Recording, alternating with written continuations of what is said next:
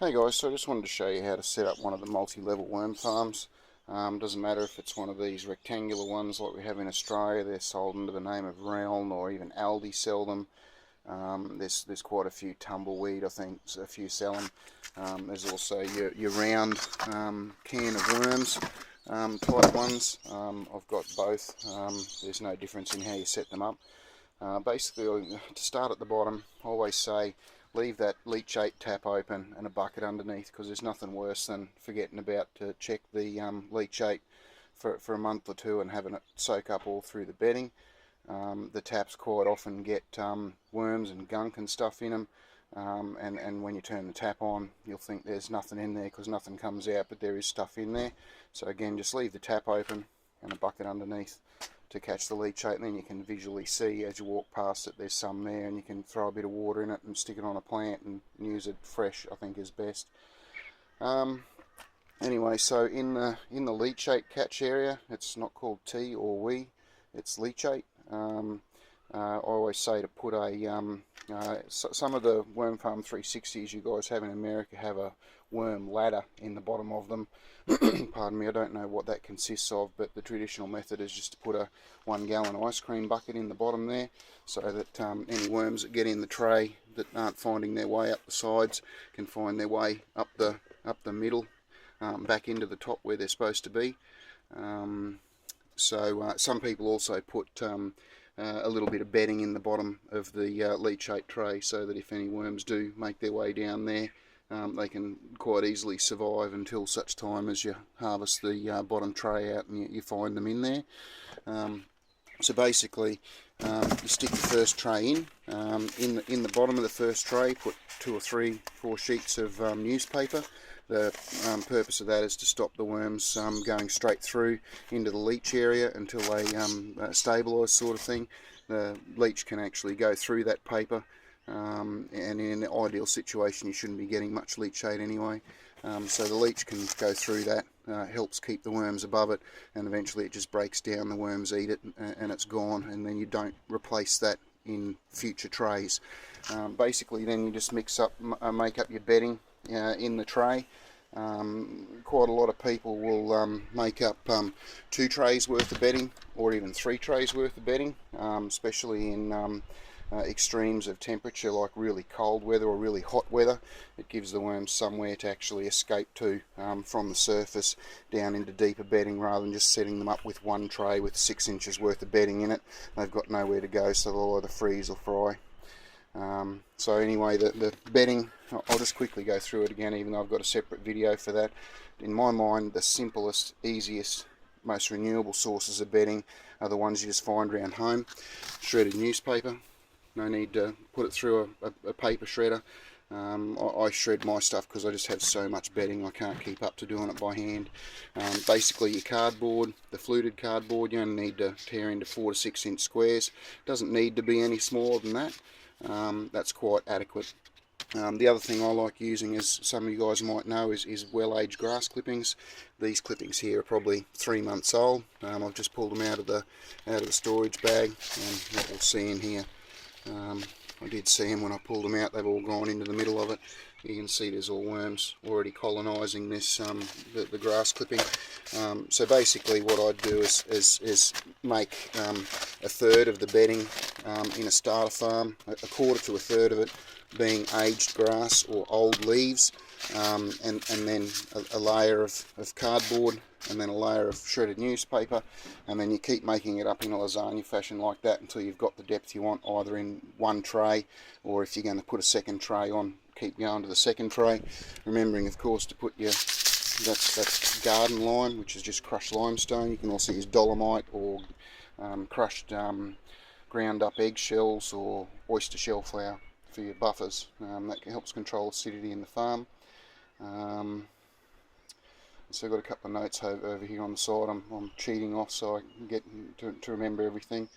I don't like the use of cocoa or peat in my worm farms. You can't tell it from the castings to tell when it's finished. Worms won't voluntarily live in it. As I've said in the past, I've got a bucket of cocoa there with holes in the bottom, and they'd rather live in the garbage bin with with the old plastic bags rather than live in the cocoa. So I don't think it's anything the worms actually like. It isn't a good neutral bedding for if you're having a worm farm inside, so you don't want to drag bugs and stuff from the garden in leaves and whatnot in there. One of the reasons to put a bit of old grass clipping in there is to introduce a microbial population. You can also do that by adding in a few handfuls of rich loamy garden soil to get the soil microbes. That's pretty much the only soil you should add to a worm farm, except if you're not adding buffers and ground eggshell and stuff. Occasionally you might add a few handfuls of sandy soil as grit. Anyway, so that's basically it. The moisture content of bedding should be basically so that you can squeeze it and get a few drops to a small trickle come out of the bottom of it, sort of thing. Pretty much any more than that, you're going to be just leaching water through the materials.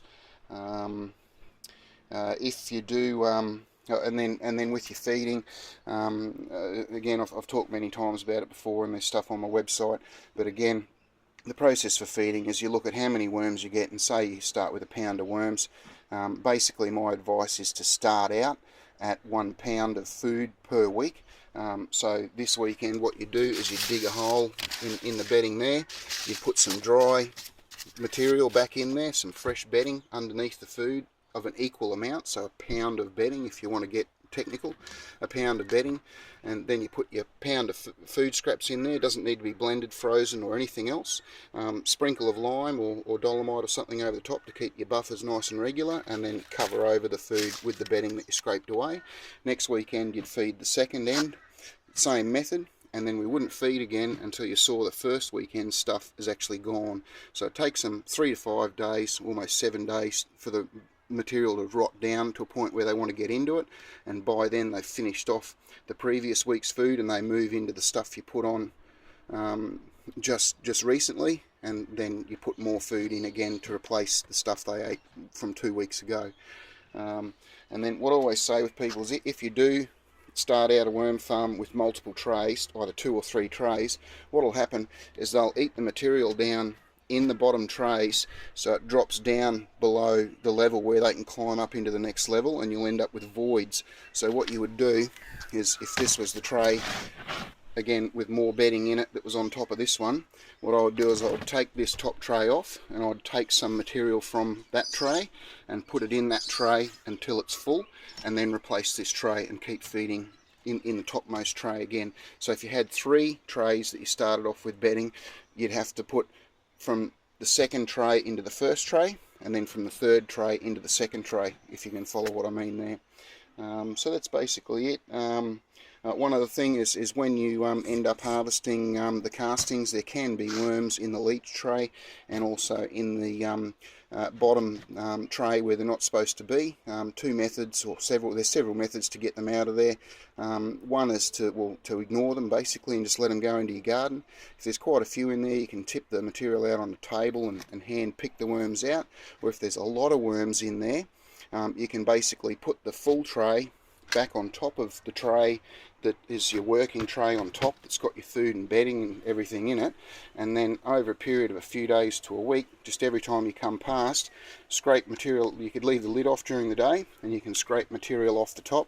You can probably get about 1 inch off the top each day, and that drives the worms. The disturbance in the soil and also the heat from the light and everything of the sun will drive the worms deeper down into the bedding and through the tray into the top, what's become your top tray, pardon me, and then your tray becomes empty, and then that becomes your new topmost tray, sort of thing.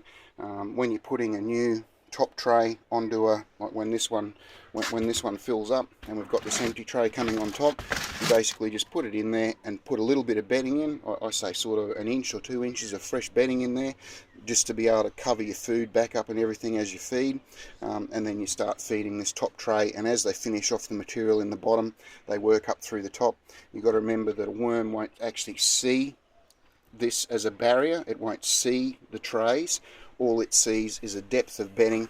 It might not be able to get up through a void if you've got some voids there, but they will make their way up into the top just by coming up through the sides and everything like that.